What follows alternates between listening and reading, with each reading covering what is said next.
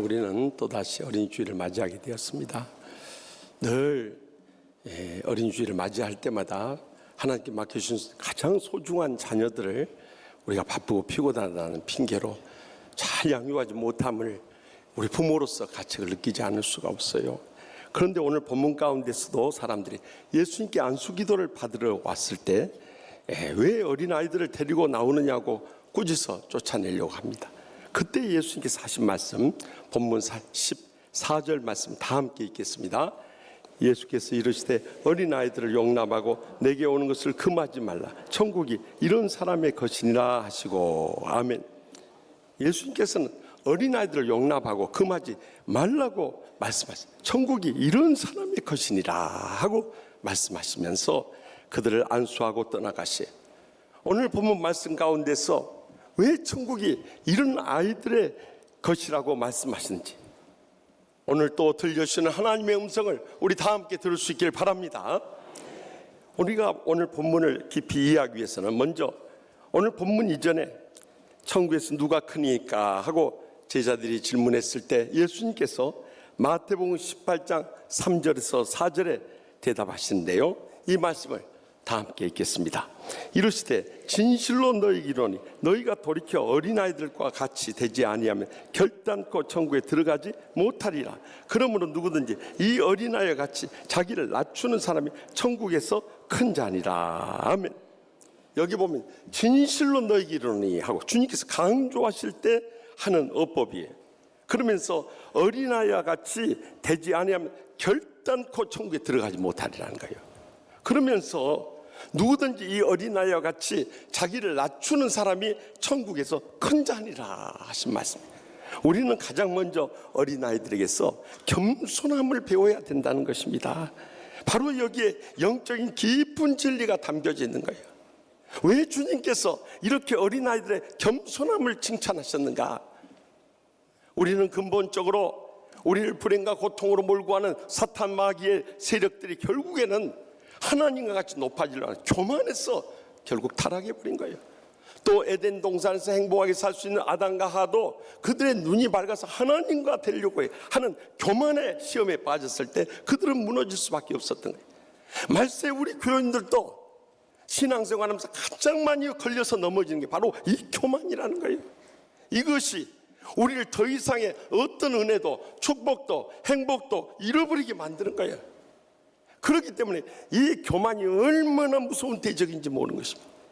그래서 4세기 가장 존경받는 교부였던 성 어거스틴에게 기독교의 최고의 덕목이 무엇이냐고 물었을 때 우리 같으면 첫째는 사랑이요, 둘째는 믿음이요, 셋째는 소망이요 했을 것 같은데 그렇지 않았어요. 첫째가 겸손이요, 둘째도 겸손이요, 셋째도 겸손이라고 강조한 이유가 바로 거기에 있는 거예요. 우리가 교만하게 되면 먼저 주님께서 우리를 인정하지 않으세요. 또 주의 종들도 다 인정하지 않습니다. 또 우리의 사랑하는 가족들도 우리를 더 이상 인정하지 않아요. 더 나아가서 우리의 자녀들까지도 우리를 인정하지 않는 거예요. 그런데 가장 심각한 문제는 자기 자신만 교만한 줄 모른다. 이것이 문제인 거예요.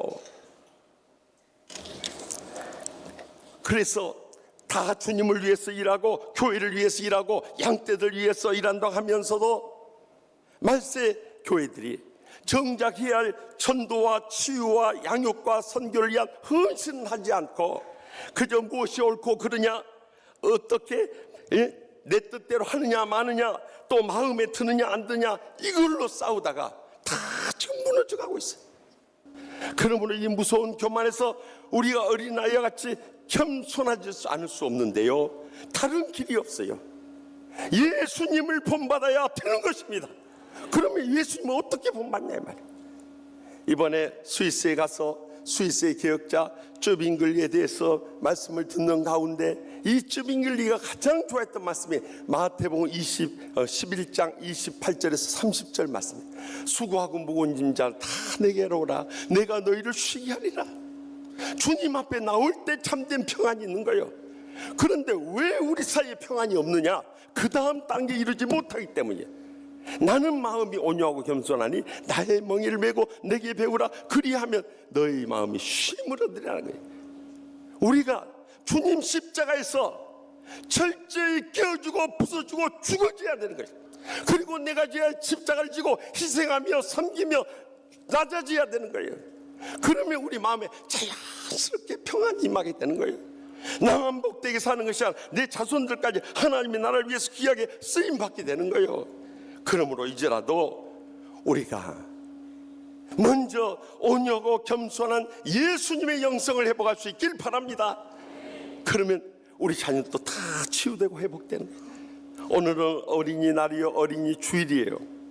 그래서 멀리 있는 자녀들에게는 전화를 하든지 전화 통화한 다음에 카카오톡 메시지를 보내서라도 사랑을 고백하고요, 또 가까이 있는 자녀들을 만나서 식사라도 대접하면서 그들의 마음문을 열고 그동안 우리가 그들이 상처 줬던 것 있으면 다 용서를 구할 수 있길 바랍니다.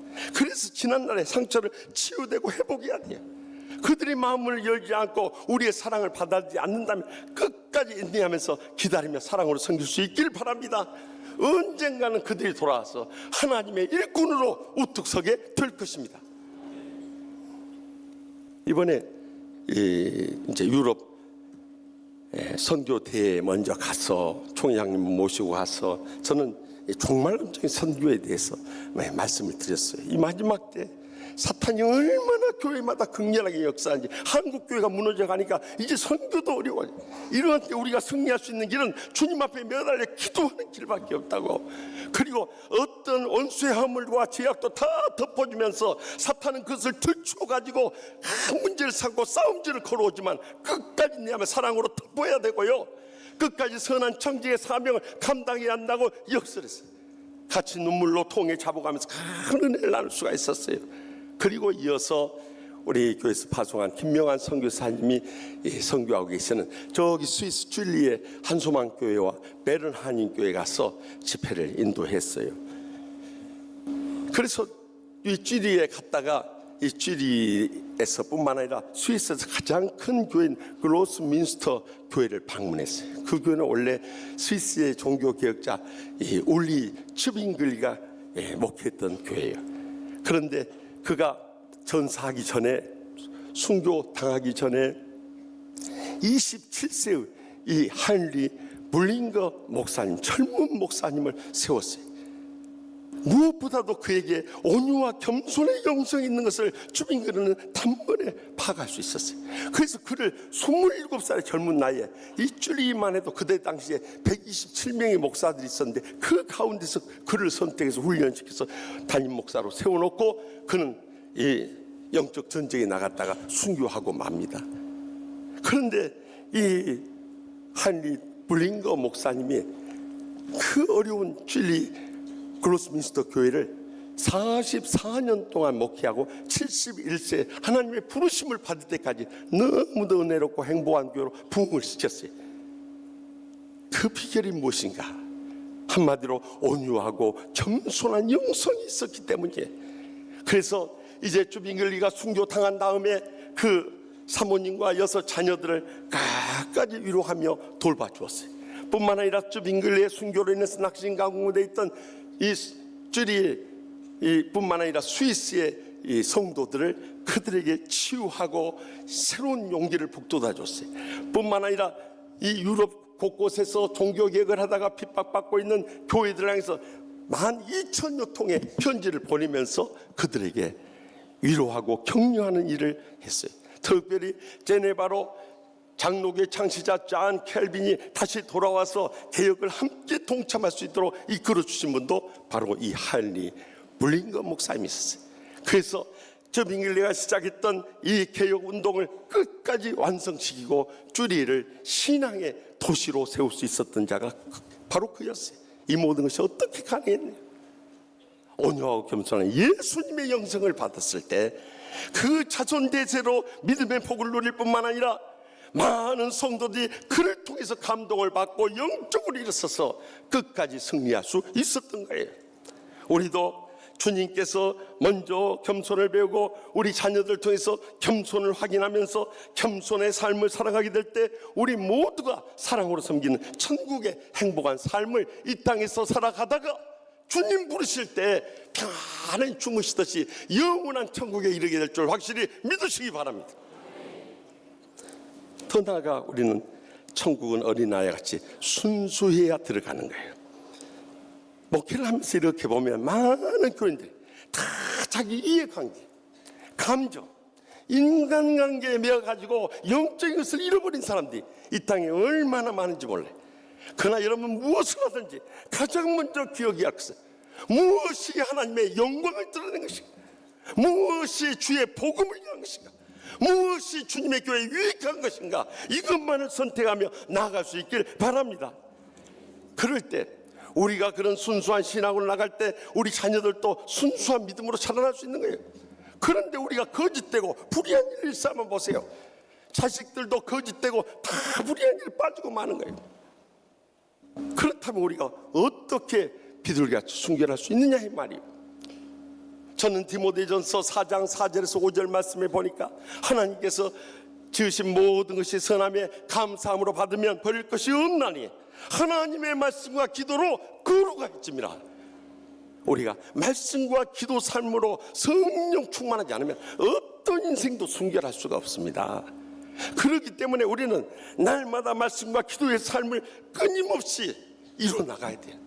주일날 교회 와서 한번 예배 드린 것으로 우리의 신앙생활 다 한 줄을 아세요? 그런 교인들은 다 세상 가운데 무너져버리고 세상 사람은 다를 바가 아무것도 없이 타락하는 거예요. 그러나 매일 말씀과 기도로 사는 사람들, 뭔가 우리가 다른 것을 사는 거예요. 말씀의 은혜가 차고 넘칠 뿐만 아니라 기도의 능력이 차고 넘치는 삶을 살아가게 되는 것입니다. 그래서 지난 사술전 기간에 우리가 영적 부흥을 위한 기도 대행진을 해왔는데, 이제 5월부터 10월까지는 영적 부흥을 위한 말씀 대행진을 이루고자 하는 거예요. 목회를 하면서 보면 1년 내내 다 가도록 목사, 장로, 권사, 집사 한다면서 성경 한 번 읽도 안 한 사람들이 얼마나 많냐면, 여러분 그렇게 하고 어떻게 신앙생활을, 자기 신앙 감당하지 못하니까 결국 그런 사람들이 우리의 가정과 직장과 교회와 세상에 암적 존재로 살다가 인생 끝내버려요. 이보다 불행하고 불쌍한 인생이 어디 있냐 이 말이에요. 그렇기 때문에 우리가 이제는 말씀과 기도의 삶을 충만하게 회복할 수 있길 바랍니다. 그것이 순수한 신앙을 회복할 뿐만 아니라 그것이 나 자신의 진정한 천국의 축복과 행복을 가져다주고 자손들까지 그 복을 나누며 크게 쓰임받으며 영광 돌리기 때문인 거예요. 마지막으로 우리는 어린아이들에게서 신뢰하는 것을 배워야 돼요. 그들은 부모님을 전적으로 신뢰합니다. 부모님이 해준 대로 다 그대로 받아들입니다.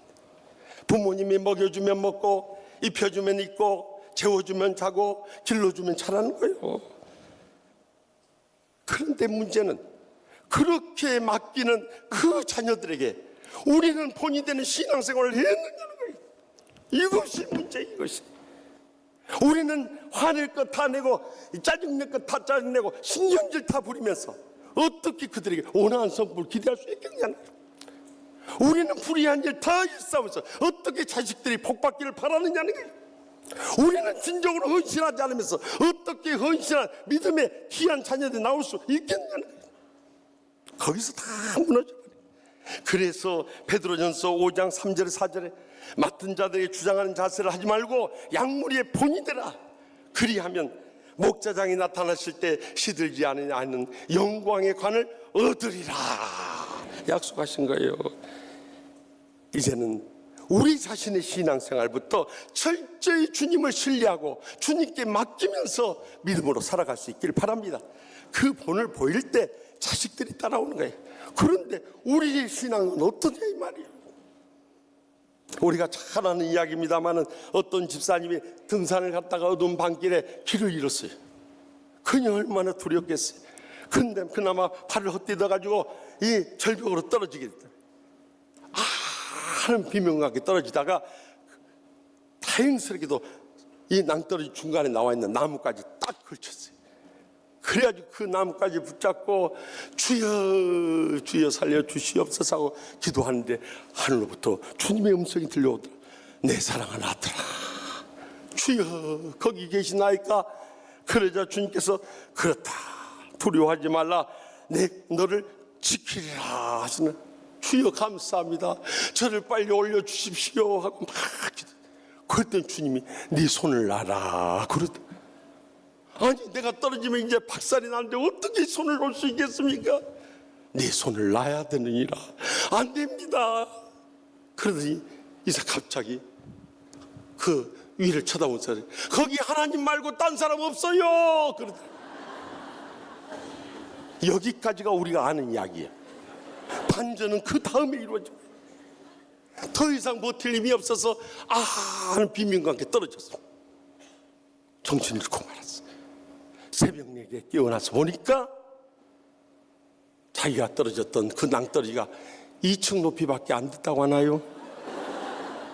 주님이 돌아갔을 때 났으면은 그런 고생 밤새워서 안 해도 되는데 그 주님을 못 믿고 끝까지 매어달려 있다가 그 불행과 고통을 겪은 거예요.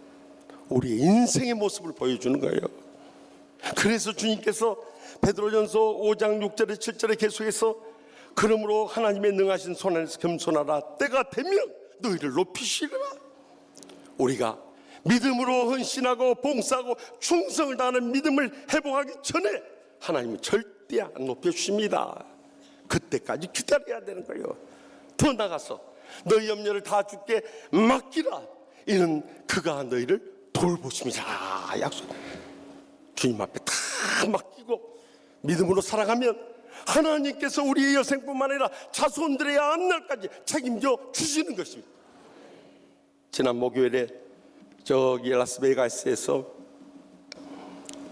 2019년 빌보드 뮤직 어워드, 빌보드 음악상 시상식, 정말 자랑스러운 것은 우리나라의 방탄소년단들. 나는 처음에 방탄소년단이라고 해서 무슨 이름을 저렇게 지었다냐 생각했는데 나중에 들어보니까 우리가 살아가면서 겪는 고난과 사회적 평안과 편견과 억압을 막아내며 당당히 자신의 음악과 그 가치를 지키겠다는 의미에서 방탄소년단이라 이름을 지었다는 거예요. 이 참 무명의 그룹 싱어들이 결국 거기서 세계 최고의 상인 탑 그룹상과 탑 소셜 아티스트상을 거머쥐었어요. 이관왕이 인기상을 3년째 상관왕을 거머쥐게 되네. 정말 감격스러워요. 우리가 잘 아는 강남스타일을 불렀던 싸이가 2등밖에 못했던 그 상을 단번에 1등을, 그것도 이관왕을 차지한 거예요. 전 세계가 놀란 거예요. 그 비결이 어딨냐? 그들이 무명 시절에 3년에 걸친 피눈물 나는 이 춤과 노래를 훈련받은 것도 있었고, 또 세계 시장을 겨냥한 클럽 뮤직을 개척한 그 흐름을 잘 탔고, 더 나아가서 SNS와 유튜브를 활용한 아미라고 하는 팬층의 확고한 지지가 있었던 것도 있었지만은, 흔히 팝 뮤직이라 하면 틀에 박힌, 그러니까 유명 작사 작곡가들이 그 공장에서 찍어 만든 듯한 노래나 춤이 아닌 무명의 작사 작곡가들이 그 멤버들끼리 서로 신뢰하면서 가르치고 배우는 팀워크를 이루면서 자신들의 삶의 이야기를 노래했다는데 더 감동이 큰 거예요.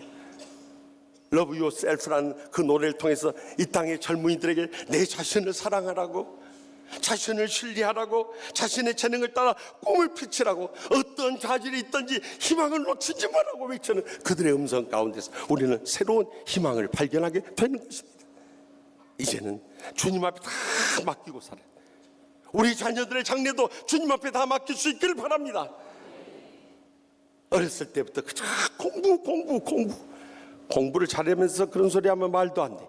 공부도 치지도 못했던 부모들일수록 그것이 한해 맺혀가지고 공부하고 있어요. 공부를 잘하는 사람은 절대 자녀들한테 공부 안 합니다. 제가 그래서 저희 딸한테 공부 안 했어요. 저를 비웃는 웃음 같아요. 저 그래도 신학대학원 가가지고 장로 신학대학원 들어가기가 여러분들 얼마나 어려운지. 거기서 3년 사실은 제가 2등으로 합격됐는데 그걸 안 받아줘가지고 내가 다시 군대 갔다 와서 다시 시도했어요. 3년 동안 장학생으로 한다는 게 쉬운 일이에요. 플린스톤에서도 풀스칼라 전액 장학생하고 시카고 신학대학을 다닐 때는 향토 장학금 받고, 뭔 말인지 모르겠어요. 중요한 것은 우리 자녀들의 하나님께 주신 재능이 무엇인가 그걸 발견해야 돼요. 그것은 그가 가장 잘할 수 있는 것이고 기쁨을 할 수 있는 것이고 평생 하고 싶은 것, 그것을 개발시켜서 발전시켜 줘야 되는 것입니다. 그리고 주님과 고통당하는 이웃들을 위해서 그 모든 것을 온전히 쓰임받도록 하는 것이 우리 부모들의 사명이라는 것을 잊지 마시기 바랍니다. 그래야 할 때 우리 자녀들도 주님을 전적으로 신뢰하면서 장래의 모든 것을 맡기고 살아가게 될 때 우리의 뒤를 위해서 하나님 나라에서 크게 쓰임받는 영광을 믿음의 복된 가문을 모두 다 회복하게 될 줄 확실히 믿으시기 바랍니다. 저는 이번에 유럽에 가 있는 동안에 한국 소식을 들으면서 참 가슴 아팠던 한 소식은 저기 전라남도 무안에서 한 여중생이 그 의붓 아버지께서 성적인 희롱을 당하다 견디다 못해서 경찰에 신고한 것이 빌미가 되어서 결국 목졸라 죽임을 당했어요. 그렇다면 정말 의붓 아버지에 떠나서 친아버지에 갔으면 좋았지 않겠느냐 이렇게 생각하실 분이 계실지 모르지만 친아버지가 폭력을 일삼으니까 견디다 못해서 의붓 아버지 밑에 왔는데 이 의붓 아버지만저도 성으로 희롱하다가 그렇게 해서 결국 그 친어머니와 공모해가지고 이 딸을 이제 밖으로 태워가서 저기 농로에 차 안에서 목줄을 주겠다는 거예요. 세상에 이 아이는 친아버지에게 버림받고 의붓 아버지에게 버림받고 마지막 그를 낳아준 어머니에게서 버림받았을 때 이 아이의 죽어갈 때 심정이 어떠했을까? 너무 가슴이 아파요. 사실 우리 자녀들의 문제는 다 우리들의 문제. 우리가 그들에게 상처를 주고 고통을 주고 불행을 주고 결국 그들의 장래를 다 막았던 거예요.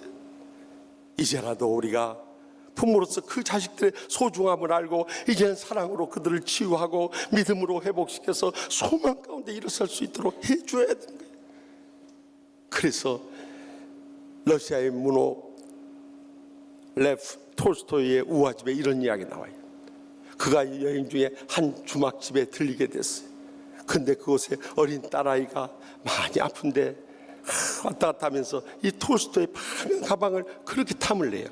그래서 내가 이 가방에 많은 것이 담겨져 있고 또 여행 중이니까 여행 갔다 오면서 너에게 선물하마 약속을 했어.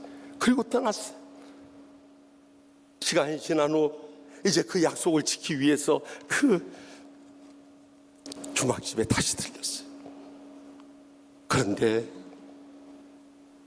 뜻하지 않은 슬픈 소식을 듣게 됐어요. 그 아이가 얼마 전에 죽었다는 거예요. 톨스토이 마음에 너무 충격이 됐어요. 그래서 그 아이의 묘지에 가서 빨간 그 가방을 건네주면서 그 앞에다가 비석에다 그렇게 썼다는 거예요. 사랑을 미루지 말라. 사랑을 미루지 말라.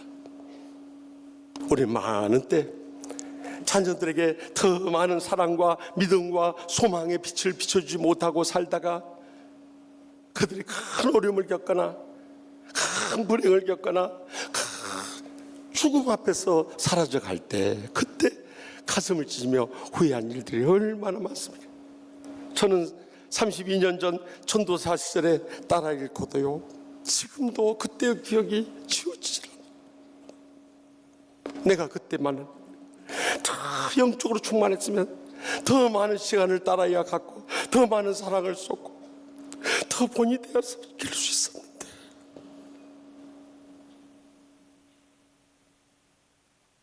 (32년이) 지난 오늘 새벽에 일어나서 이 설교를 읽으면서 딸아이에 대한 미안함 속에서 제가 엎드려서 하나님 앞에 다시 한번 눈물로 고백하며 결단하지 않을 수 없어요. 사랑하는 성도 여러분, 우리에게 많은 시간들이 남아있는 게 아니에요. 언제 우리 자녀들이 우리 곁을 떠날지 아무도 몰라.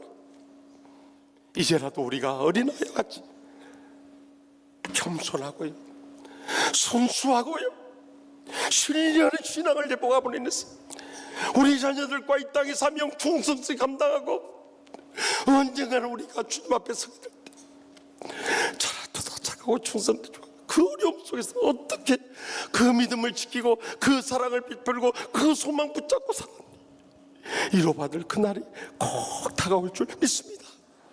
그러므로 이 어린이 주일 아침에 들려오는 하나님의 음성을 다시 한번 기억하십시다. 어린아이들을 용납하고 내게 오는 것을 금하지 말라. 천국이 이런 사람의 것이니라.